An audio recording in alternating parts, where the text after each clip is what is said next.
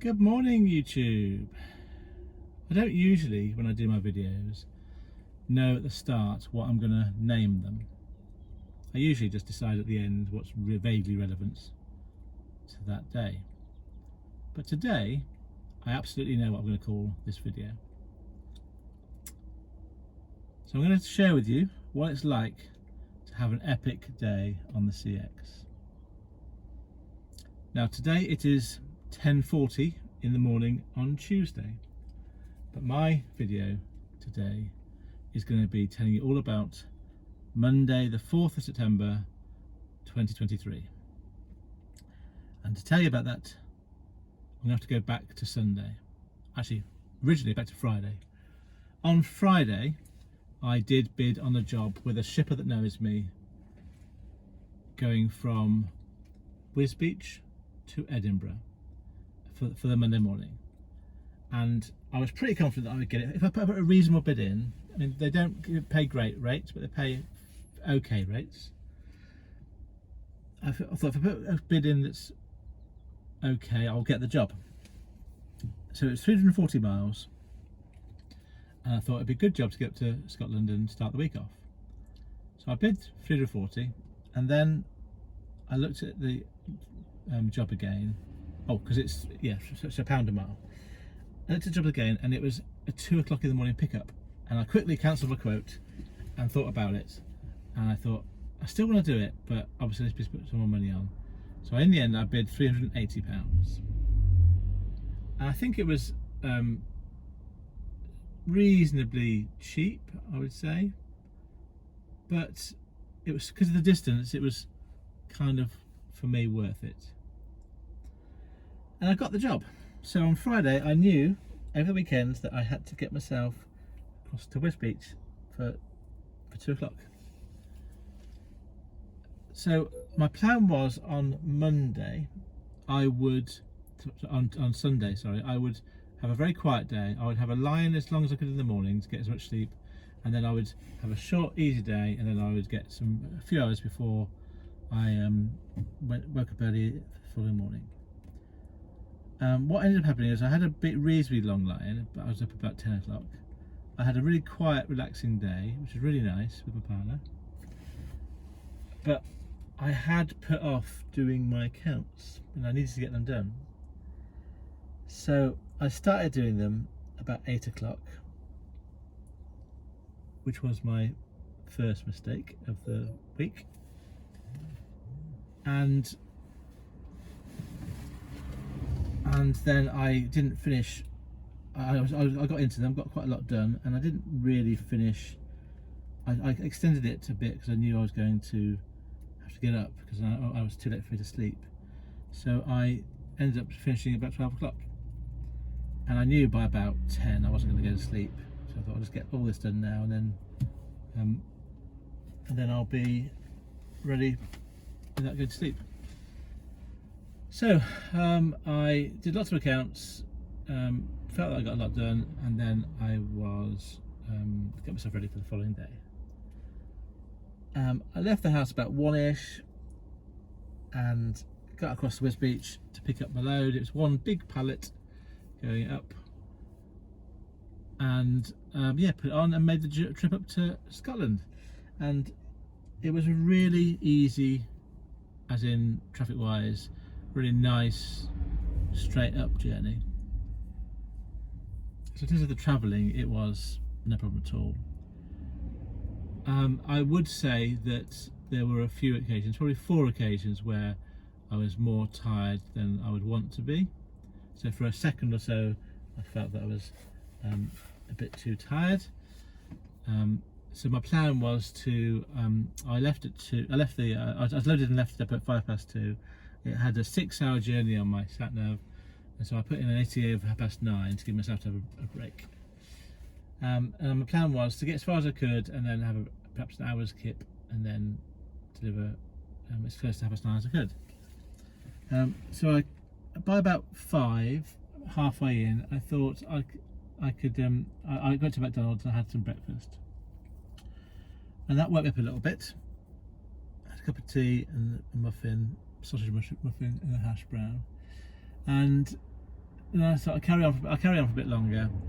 And I remember, I always find it when I go to Scotland on the east coast, not the A1M, that you can go a long way north before you get to Scotland, whereas on the west coast, when I get sort of Carlisle, you're really close to Scotland. So I didn't get to Scotland until for another hour and a half, so it wasn't until about 6:30, and by sort of 6 o'clock-ish it was getting light. And when I got to the border, I got to this particular road on the east coast going up towards Edinburgh. At the border, you're in the middle of the hills, and there's a viewing spot. And then I came over this hill, and it was an amazing sight. There was mist in the valley, but I was above it, and so I could see blue skies. And then the valley itself had patches of cloud, really, all at ground level. It was I didn't stop to take a photo. I probably should have done, but I was supposed to get on with the job, really. But I will remember that site for a long time. So on the border, it was an hour and a half to go. And I thought, oh, I'll probably get there now, but I'll just keep going until I'll try and get a bit closer, I thought I'll get to within an hour, and then if I have an hour's nap, then I won't be too late. Well, anyway, short story a bit. I got through. I got through the mist. It wasn't too bad, but it was still a bit clear, not as clear as up in the hills. And then I got myself all the way to the pickup drop-off point by about 9:15, and so I dropped it off. And so I'd done that job, and it was light now, and I'd woken up. And I thought, oh, I can't. My plan was to have a little nap on the way, but in the end, I was awake. I spoke to my partner, and I said, oh, I feel awake now. So I looked for jobs, and this was about at 9:15. There might have been 2 jobs in Scotland from all that time, and usually when you're somewhere in England, at least, there's usually a steady trickle of jobs from about 7:30, 8 o'clock. You know, most areas of the country, there's at least a trickle of them. Here, it was really, really quiet, and I thought, well, maybe it'll be busier at 9:30. Maybe they'll be loading up. So I was looking at the feed, bid on a few things. I wasn't too fussed about bidding low, and just sort of see where this takes me. But I was mindful about my previous Scottish experiences. There was a job going to Aberdeen, and picking up from somewhere not quite close to me. I wasn't quite sure I was ready to do that. So yes, so I forgot something. I did get a job quite early on. There was a job from Edinburgh to Newbridge, and I bid on it, and I won it. It's a 14-mile journey, and I bid £50 my minimum. And I got it, but then I realised when I got it, it was a 2 o'clock pickup. So I'd kind of missed that, and so when I realised it, so what it wasn't called through. It was just sent through on my app, and I had a chance to accept or decline. So at that point, I read through all the notes. There was nothing in the notes that put me off. And then I realised at that point it was a 2 o'clock pickup.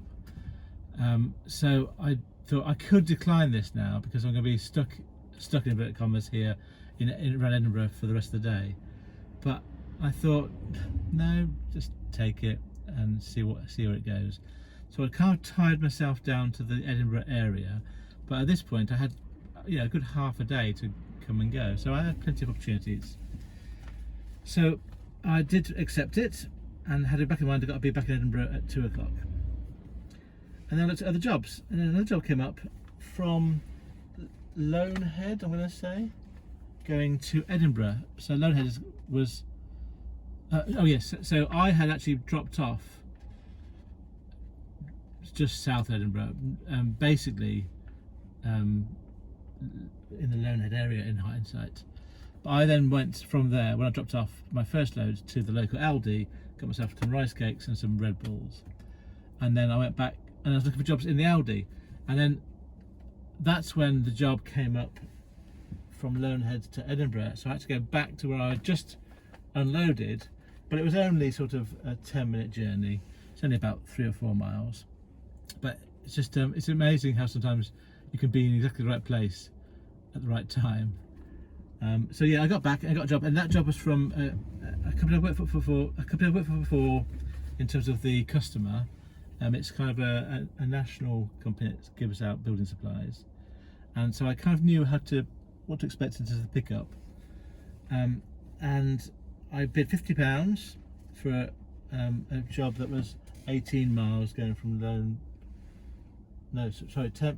No, I bid £50 going on a 10-mile journey from Lonehead to Edinburgh, basically just within the city. So I got there and picked up the load. It needed a long wheelbase job, so that's why I bid.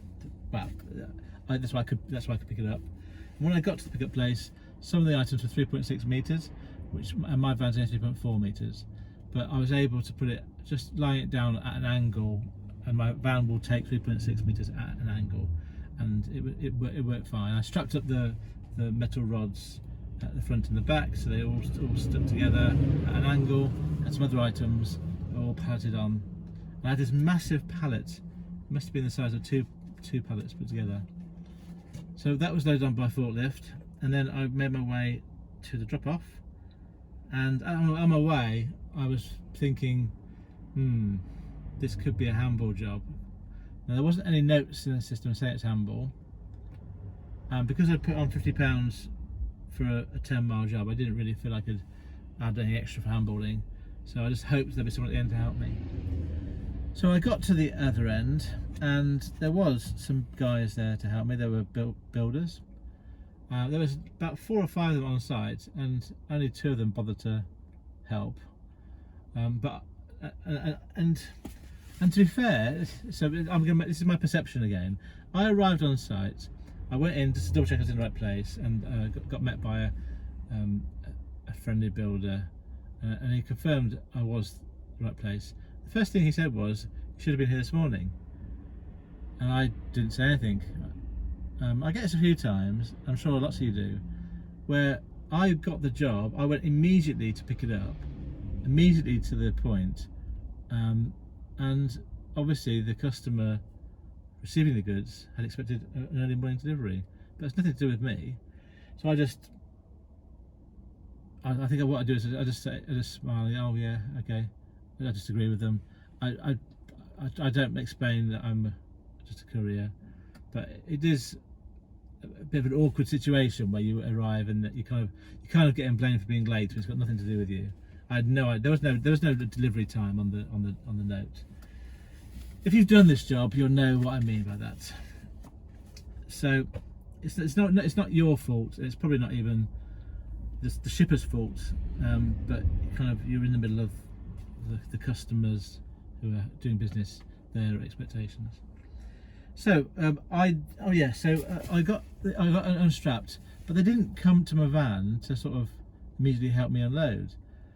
And I thought, are they wanting me to unload all this? There was about 20 small plasterboards and some other long bits of metal strips, and I thought, it's not really my job to unload this. I mean, I'm happy to help, but I'm not doing it all by myself.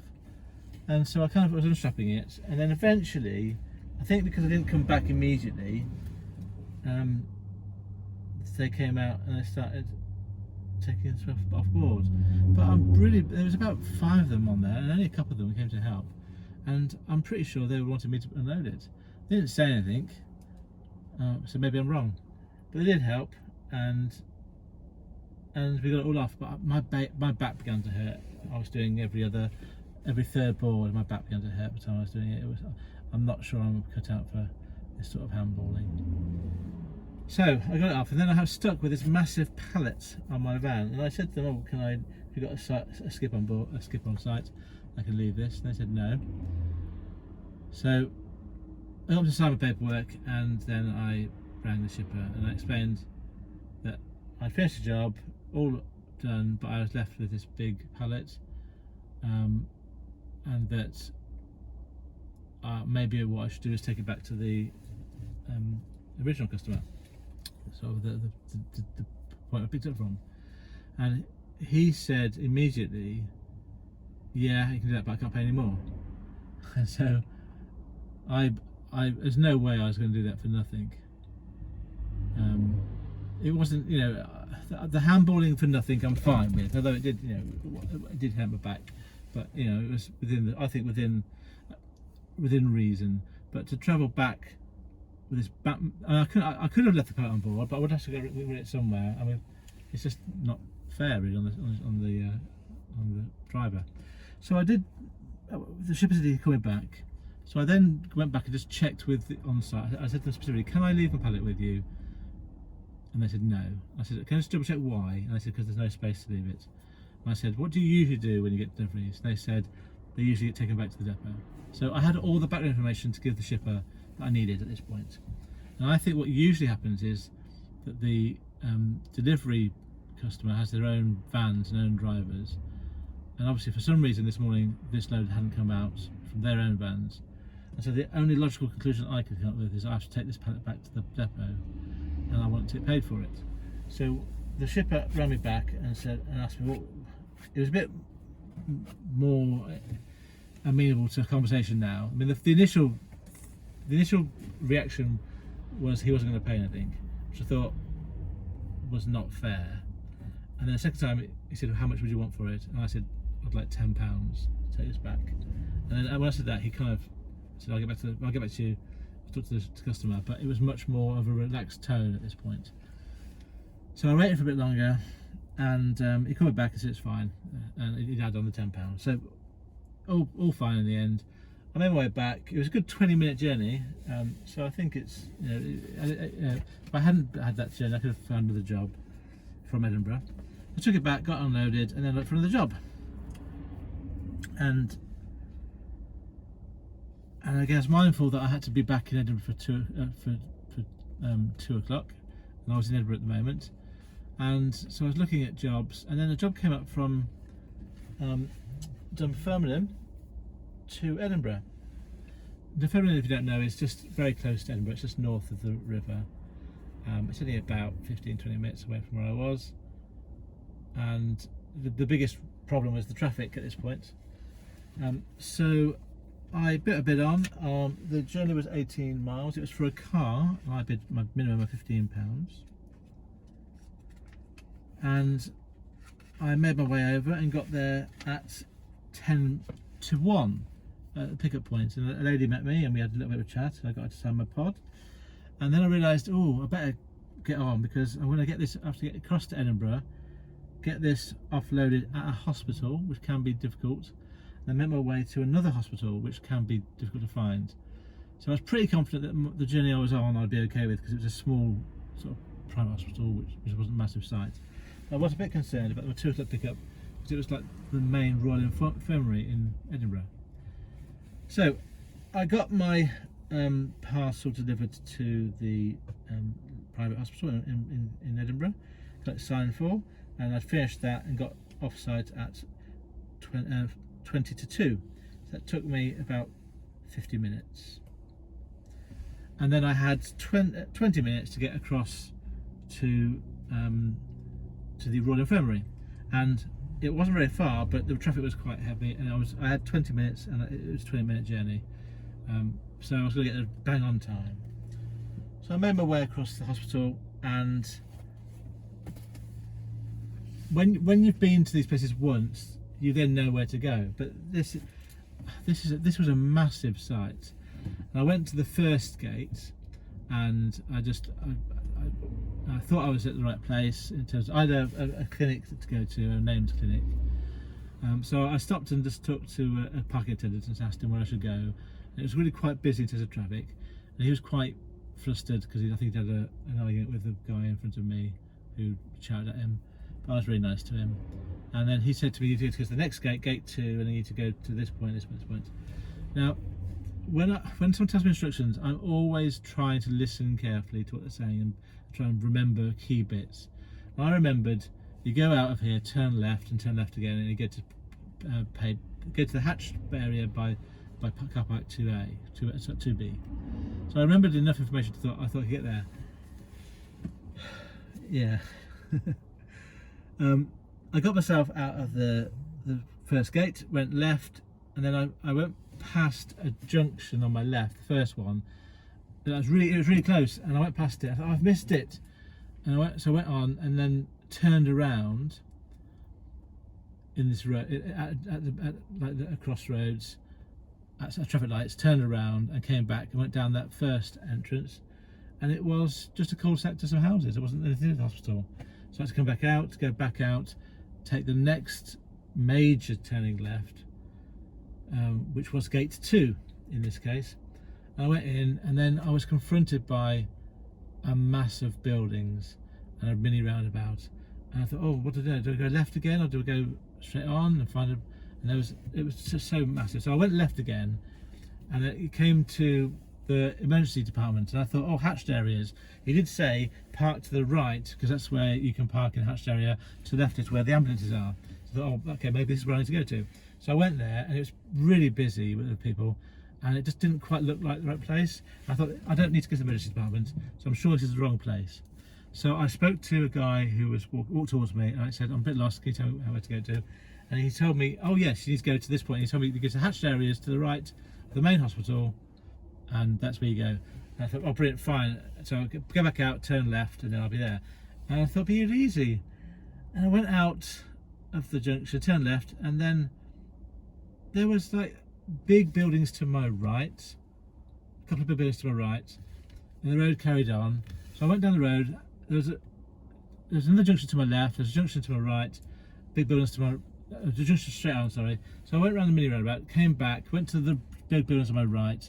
I parked in the hatched area, which is loading only. I thought, oh right, I'm in the right place. I went to the right hand side of that, and then I rang the number I had for the department. I thought, okay, I'll tell them I'm on site, just let them know I'm coming. And the person I spoke to was quite short with me, I think. But I think maybe just they've been busy at work. I'm not going to criticise them. I was saying I was there for a delivery. I had limited notes about what I was collecting. It was just a sample, and I had a reference number. I had the number for the department, and I called them, and she said, "Oh no, there's nothing to collect today. You can collect. We've got something going to." I said I was going to Edinburgh. She said, "Oh, no, I've got something going to Glasgow." I said, "Oh no, I think it's going to Edinburgh."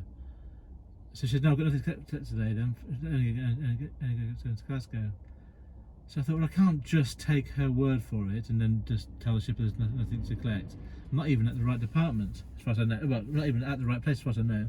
So I said, okay, fair enough. I'll come back to you. I'll try and find you and just get you to sign my pod that says nothing to collect. So I thought, I can't just tell shipper that there's nothing to collect without being sure. So at this point, I was obviously running quite late, but I'd spoken to. It's about 2:10 now by the time I got here, and I wasn't even sure I was at the right building. So I said to her, how do I find you? She said, I'll go to the main building, and then you go X, Y, Z. And I thought, okay, but I'm at a main building, aren't I? And I explained where I was. She said, no, that's not where I am. So I wasn't even at the hospital right building at this point. So I got back in my van, came out, went for a little drive up the road. Wasn't anything up there. Came back down. And I went down the junction that was opposite where I was, towards down this road. And as I came down this road, which was quite open, there was a bigger building in the distance, sort of sprawling out. But there are big buildings everywhere. Yeah, it could have. There was no way, first of all, to know exactly which big building to go to. And I got there, and eventually it kind of looked like there's a lot of parking in this area. So then it looked more clear. Well, this parking will be for people that are coming to the hospital. So maybe this is the main hospital. And then as I got closer to the parking point, I could see that it was a big entrance door, and it was, to my eyes, the main parking. And so I was looking for a hatched area at the front, and there was a hatched area with ambulances on, and then to the right there was a hatched area to the right of the front door with some other vans parked that weren't ambulances. So I was pretty sure that's where I had to be. But it was full of vehicles, but with one little space available, and they're all sort of liveried vehicles with hospital liveries on, not ambulances, but kind of almost like delivery vehicles for the hospital. So I squeezed myself into the hatched area and got out, and I said to a guy who was there on the phone, "Do you work here?" And he said yes. I said, "Is this the main hospital?" And he kind of said yes, but he was on the phone. I was telling him, so I thanked him, and he must have thought I was an idiot because this is a massive building. But at this point I was trying to get to the right place. Anyway, so I've now got to the point where I thought I've got the right building at least. I suppose I'm going into so much detail here about this because if you're new, if you're new to this job, hospitals can be often a real nightmare because they're so big, and then there's no uniform way of laying them out. If they're university hospitals, they can have sort of accommodation on board for students. If they're small hospitals, they could be on little buildings on different sites.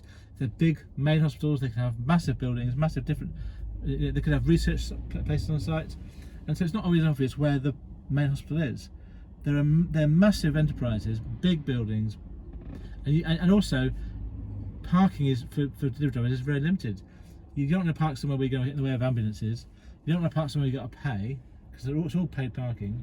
So the whole experience of hospitals for the first time can be quite time consuming, and if you're not careful, quite stressful. So it is worth me going into some detail here. I then got into the front, went to the front front reception desk and asked them for the department I was looking for, and they pointed me in the right direction, and so I went down the corridor. I got to this labelled point, so I had a labelled unit, and I found the labelled unit, and I went in, went to the reception desk, and I said, I've got a collection from you, it's a sample. And there's about 5 people in there, all looking at me blankly, and then when I said it's a sample, they pointed, well, two of them pointed down the corridor to the end of the corridor. So I thought, oh, actually, I'm getting somewhere now. I've got the right building, I've got the right department, and now I'm going to the right reception desk. So I went down to the end of the corridor, went to the reception desk, and said the same thing. I've got a sample to collect. I've got a reference number if you want it. And the lady said, "Is it blood?" And I said, "Well, I don't know what it is, because when I ended up being basically in a blood place." So I thought, well, it could be blood, but I don't know. I've got a reference number, but I don't know what I'm collecting. So she went off to talk to someone and came back with someone else. I think she was more of a volunteer than a nurse. As in a reception desk, rather than knowing anything about what's going on. And then I said, I've got a collection to go to Edinburgh, I've got a reference number. And the other person said, it's not here. If you go back to this corridor to the front, there's a reception desk there. And I said, I've just come from there. They told me to come here. So then they pointed the other direction, down at right angles from me, down another corridor. I said, you could try there. So I thought, fine, thank you, thank them. I went down there. And then as I got there, the name of the, over the door was the name that was on my notes, which I can't pronounce, but it was, I had a department code and a department name. And I thought the code would have been enough and someone there would know what I wanted, but nope, I had to get right deep into this department, and I found the kind of office, but basically it's a ward. It was a ward within the department. I went in there and there's some nurses on the desk, and I said, I've come to collect a sample, I've got a reference number, and they said, oh yeah, no, it's been cancelled. And I was pretty sure at this point I was talking to the person who was on the phone, but she was much softer with me in person. And she said to me, oh, I have just checked and it has been cancelled. I said, oh, when, do you know when it got cancelled? She said, oh, last week. I thought, that's strange, because generally these are quite urgent things. So I then called the shipper. I said, I'm at the right place, they're telling me it's been cancelled, what do you want me to do? So they asked me to wait, which I said I would do, but I was pretty certain at this point there was nothing to collect. 5 minutes later I got a call back, shipper confirmed it had been cancelled. And so now we had to negotiate my cancellation fee. Now, I have talked about this in the past, in a past video, and I've never come up with this situation before. She asked me what I wanted, and what I really wanted was my minimum charge, because that's what it is, it's a minimum charge, which is the whole price of the job, £50. But I felt that was possibly a bit cheeky to ask for it. So the way I worded it was, I usually ask for half the job on site, but this is my minimum. This is a minimum price job, so really, I'd ideally like to have the whole amount of money. If that's going to be too much to ask for, if that's too cheeky, just let me know what I can have.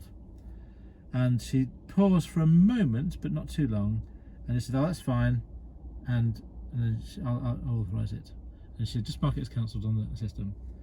And I was, from the tone of her voice, and I think from a couple of words she said, I was pretty sure that they were just going to charge the whole amount to the customer. So I think they're probably just going to get I'm sure they were just going to get their margin and mine from it. There was no quibbling about it, so I ended up getting the full price for the job. And then I made my way straight away out of that site towards my predetermined pickup, which was another hospital 20 minutes away. No, it wasn't, sorry, that's what I just done. So I was now at a bit of a loose ebb because I didn't have this job to do. So I got out of there and had a quick look at jobs around, and at this time, after having finished there, it was about 2:30ish. And I thought it's still early in the day. I've got plenty of time. I should find some jobs. So I got my van off site just in case the parking was an issue, and parked just down the road. It was clear, and I think I actually did my video for. That's where I did my video for my day 10 weigh-in. So you'll see where I was parked if you watch that video from yesterday. So I did the video, I had a look at jobs, I thought I'll just see what comes up. And then eventually, I did a bid on a few things. Eventually a job came up, and it was a bit of a strange one. Oh yeah, so in this time I had bid on a few longer jobs getting out of Scotland. So probably today I bid on a couple of jobs which were on a low, I would call them backload rates, but they weren't backloads. So I'm trying to remember the mileages. There was something like 420 miles. It was, I think one was going from Edinburgh to sort of south of London, just an RG postcode, so sort of Slough way. And I think that was about 440 miles, I'm guessing a bit. And I bid 250. And there was another one I bid 250 on, which was 420 miles. And I thought they were, I had a good chance of getting those jobs. When I worked out the pence per mile, the one that I did to London was 56 pence per mile, which is, I think, generally too cheap, but I understand that I'm not going to get jobs going a long distance from Scotland for anything more than that. And as it proved, I did both my jobs at about that price, just over 50p, 55p and 50. So I think 61p and 56p a mile, I think were the prices. I didn't get either of them, and so I kind of thought at this point I'm probably not going to get a long distance job now out of Scotland. So, but then a job came up, which was a long distance job out of Scotland, and but it was a weird one. So it was from Glasgow, where I wasn't. I was in Edinburgh, going to Huntingdon, which was ideal in some respects. So I put a bid on of 275. It had one stop in the middle, and I didn't really worry about the details. It was an 8 o'clock pickup, which was a bit strange. But I put 275 on, and it was I think it was about. Actually, how far was it? I can tell you now because I've got it on my system still. So the miles, and it was for a. Actually, let me just double check what kind of van it was for. So it was 367 miles, and it was for a small van. So I bid 275, and I thought, and I just thought, oh, if I get it, I get it. If not, I'll look for something else. And I got a call, and what they explained was, it was, so in the notes it was called transshipping from Glasgow to my driver in Wigan. I didn't know what transshipping meant, but I suppose I could have worked it out if I know what trans is, I know what shipping is. And so when the shipper called me, I said, well, can you explain what's going on here? Because I'm not quite sure. So this was the idea. So there was a driver coming down from Inverness that had to offload his load to me, and I was going to meet him in Glasgow, and then I was going to take one box from that pile down to Wigan to another driver, and then I was going to take the rest of the boxes down to Huntingdon to a drop box, and they had to be there for 7:30 the following morning. And so I thought, oh, okay, I can cope with that. That seems all fine. I had to wait around for the driver to meet me in Glasgow, but I thought I can have a little nap now. So this would have been, I would have got this job about 4 o'clock-ish. And so I agreed to take it. I packed up and had a couple of hours sleep. And I just put some blankets on the back of my van and laid down with my sort of sleeping bag by the side of me, not even in it, and just had a little rest. And I got a couple of hours sleep. And I woke up and it was about 6:30. No, 7. That was it. And I thought, oh, I better get across, because I was told that I was going to meet the driver at 8 o'clock. So and Glasgow was an hour's journey away. So it was maybe it's 6:30. Anyway, it wasn't. I had plenty of time still. So I woke up, got myself ready, got myself over towards Glasgow, and then I got there at about 7:30, sort of 28. And the meetup place was at a garage, a BP garage, and I did need fuel. And I looked at my fuel card prices, and this week the one I usually use was more expensive than the other one, which is fuel. So Key Fuels was cheaper by 2p compared to UK fuels.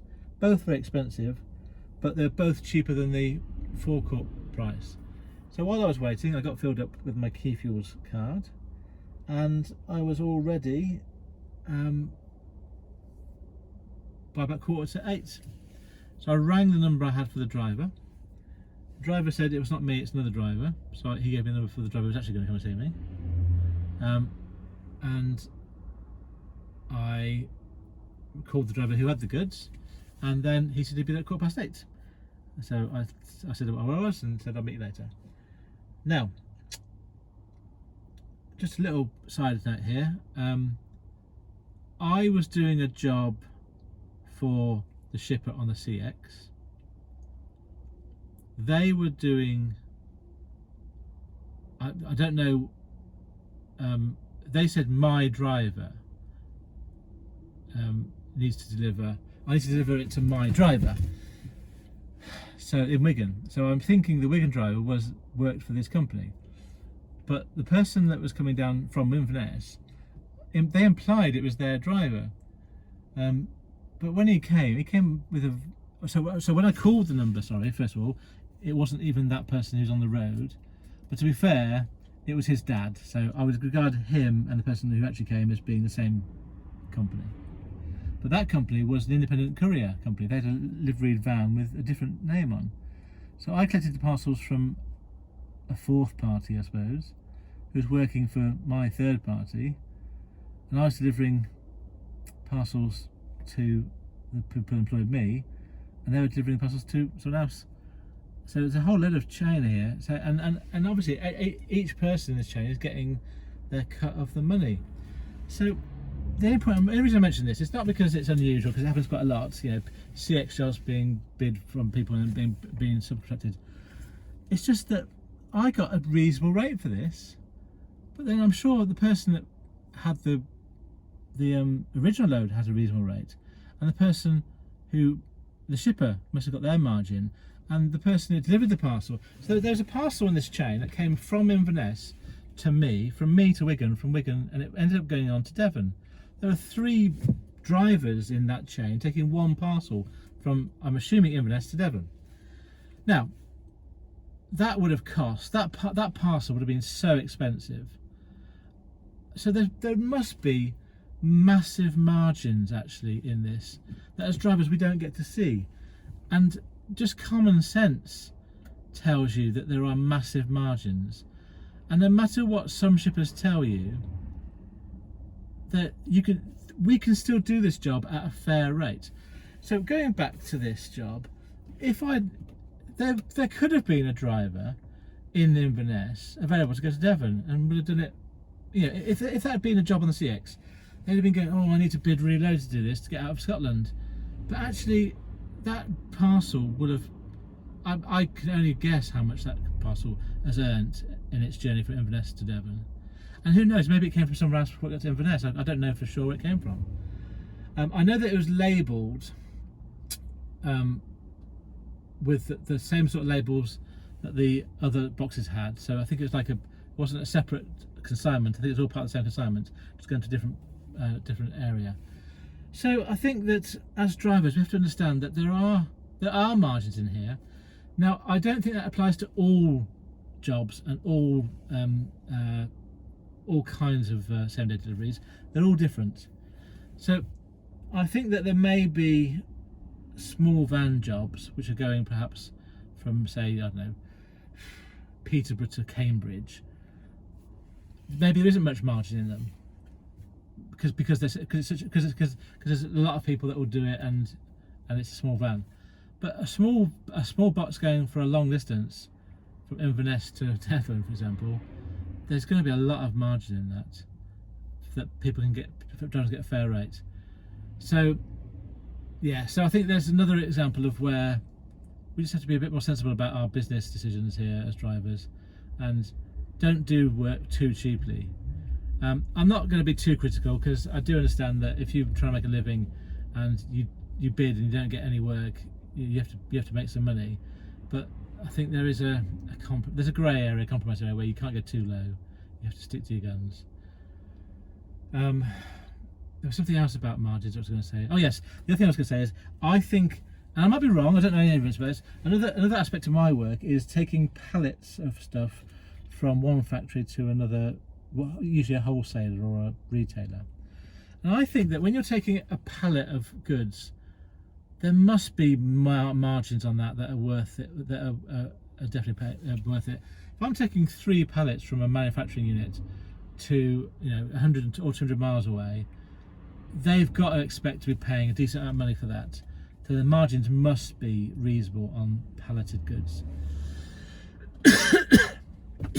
I've been led to believe from one shipper that the margins are very low, but I don't see. I'm not an expert, so maybe there's enough competition that it drives the margins down. But if you're a manufacturer sending stuff long distances, same day, palleted stuff, I think there must be plenty of margin there for everyone to make some money out of it. Anyway, I'm talking way outside of my expertise here. And oh yeah,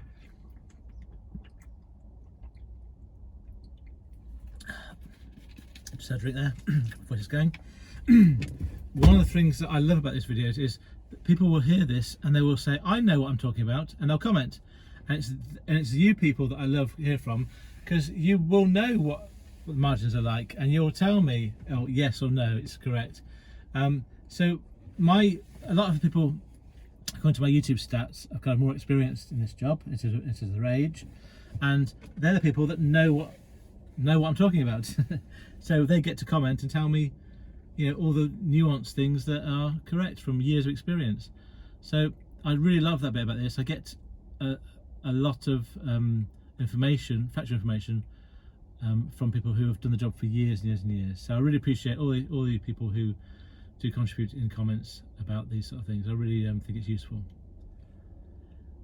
Anyway, moving back to what I was going to say. What was next? So the job. So I got my nap, went across, picked up the load from this BP garage. I got myself some fuel, so I was all set up, and I picked up. And the guy, to be fair to the guy, he was bang on 8:15. I rang him. He said, "What time are you be here?" He said 8:15, and he was bang on time. So fair play. He was when I was going to be here. We had a bit of a chat. He was a lovely guy. I loaded on, and he told me about the Dropbox bit, and I immediately forgot most of that because I had to get to Wigan. So the Wigan journey was 3.25 hours from there. So I left Glasgow at 8:25. Oh, one thing I probably should have done, and I thought that the reason why I was meeting the guy in Glasgow is because that's where he lived, but actually he was going back to Inverness. So if I'd known that, I'd have suggested to him, just meet me in Edinburgh. That's where I am at the moment. I could have got an extra hour's sleep, and less dead miles. So I suppose it's hard in this situation. I think it would have been hard for me to have said to him, where does the guy live who's delivering to me? Can he come to Edinburgh instead of me going to Glasgow? I don't think in hindsight I could have done that, but it's something I'll try and bear in mind next time. If there's a bit more of a discussion to have, can he come to me rather than me go to Glasgow? I'll have that discussion with the shipper. Anyway, it wasn't a big deal. I got across, and it got me a very long journey out. And at this point, I realised, oh, actually, you've got a 6-hour journey now, haven't you? And you haven't really had much sleep. How are you going to cope? So I thought, oh,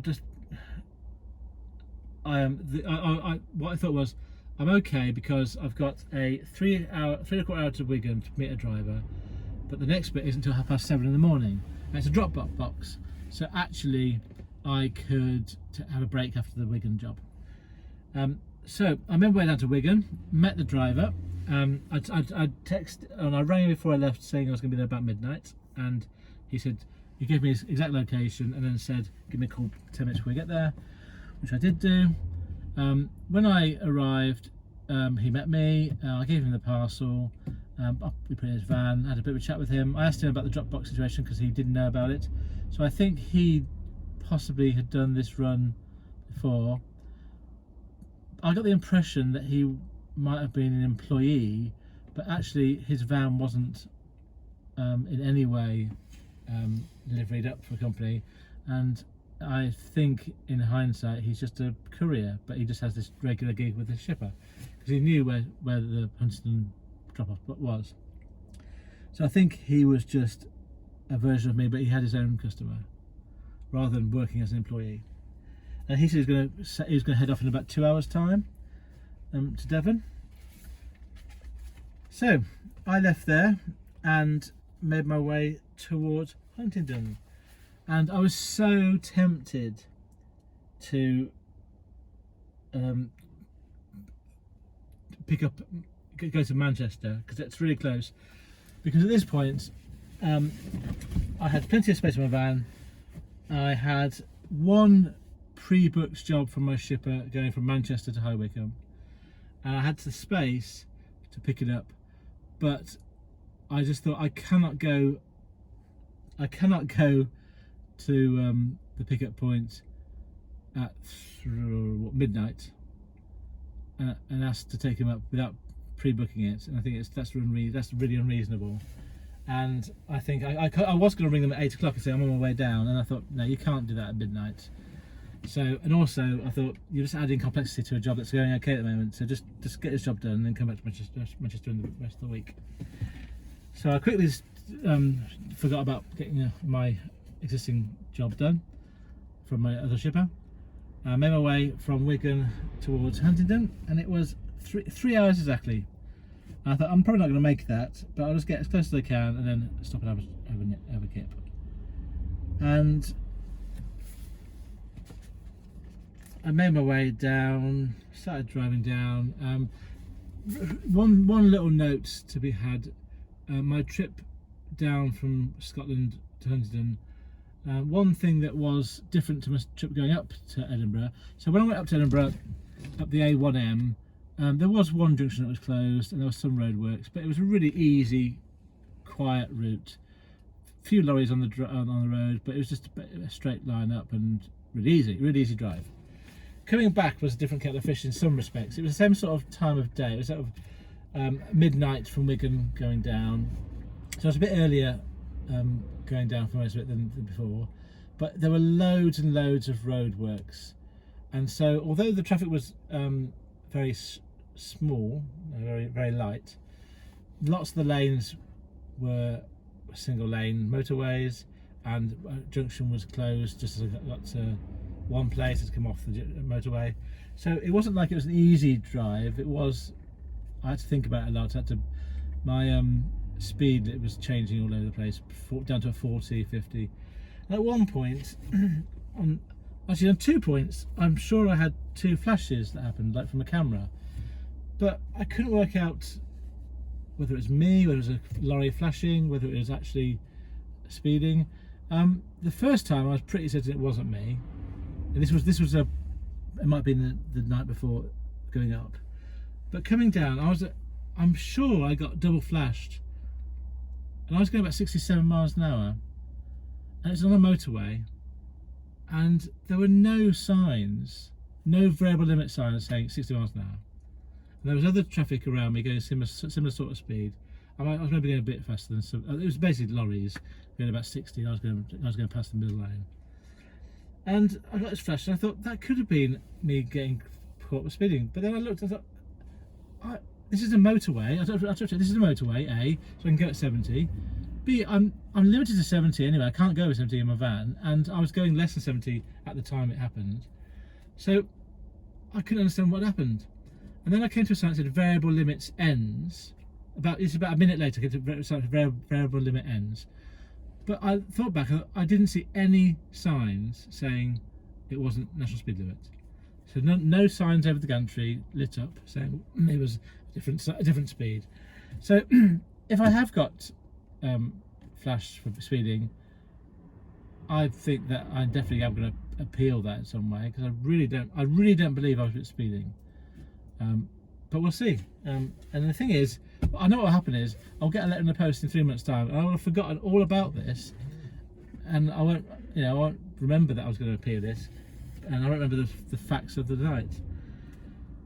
So anyway, we'll see what happens. So what happened? So I ended up in the end getting all the way to Huntingdon. I was going to stop and have a nap, and I pulled over in a lay-by about an hour away. And I was on the M6 coming down, and it goes onto the A14, and the A14 basically goes all the way to Huntingdon. And I thought, I can't stop on the motorway, obviously, and I didn't want to stop in services because I might have overstepped. So I was trying to find a lay-by. So I thought, I'll get off the motorway, get onto the A road, find a lay-by, and then I can. Well, I looked at the Park for the Night app, and there was a Park for the Night, couple of places off the A14. So by the time I got off the M6, I had 45 minutes to go, and the Park for the Night was 15 minutes away. And I thought, oh, by the time I get there, it'll be half an hour. I don't feel that bad. I said, I'll just keep going. So in the end, I just kept going, and I got there to Huntingdon at 3:15. I found the place okay, because luckily the driver that in Wigan told me some instructions. I by that point I could focus on what he was saying, because it was the next thing I was going to do. I had to drive around the back of the building, and I found the place. It was locked up, but I could walk through, and I found the place I had to deliver the parcels. I was given a code for the padlock. Found the padlock. And the code I put in, it was quite fiddly because it was a padlock and it was quite low down. I had to have my torch to shine, and I eventually got the right code, and it wouldn't open. And I thought, usually, padlocks, you can tell how to open them, but this one had one little knob that I could sort of press, and it didn't really do anything. And I thought the only way this lock can unlock is if it rotates around within the padlock itself. So I was trying to pull this knob, and it wouldn't go anywhere. I must have tried for about 10-15 minutes. I tried reversing the padlock round because it had an open back and an open front. Tried doing the code on what I thought was the back, didn't work.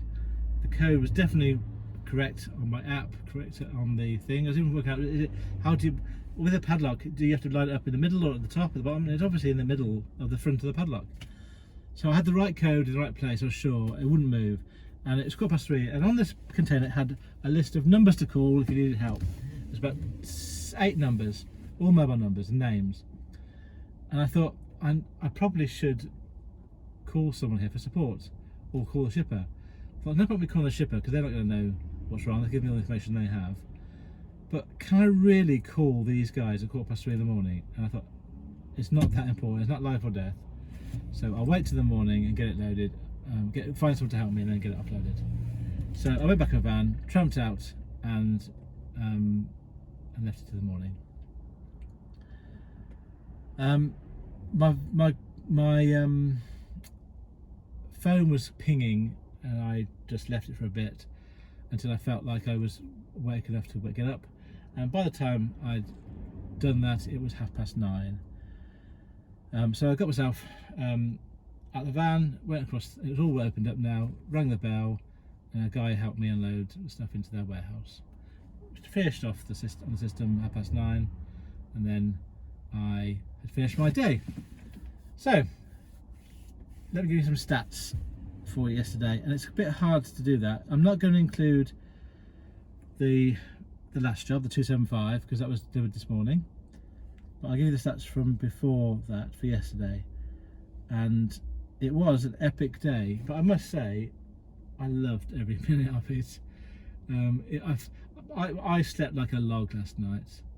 I got really good sleep because I felt like I'd earned the sleep, and my body was ready for it. So let's look at how my day was yesterday. So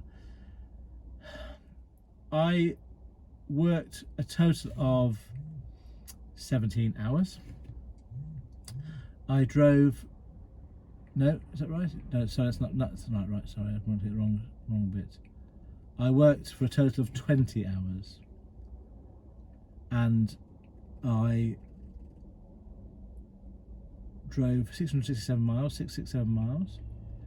The fuel, I did fill up yesterday, so my new average fuel cost is 16.55 pence per mile that I drive. So at that, my fuel cost for yesterday was £110.40. I earned yesterday 4 CX jobs. The pre-booked one for £380. That was the one from pick up in Wisbeach going to Edinburgh, plus £60, which was the Edinburgh, the lone head to Edinburgh job, and plus the £10 for late.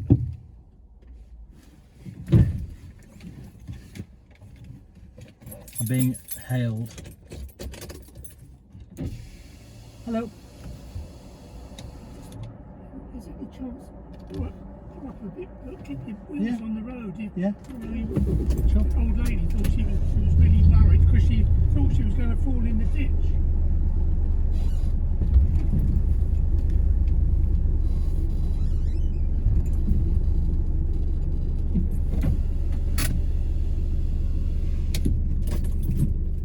There we go.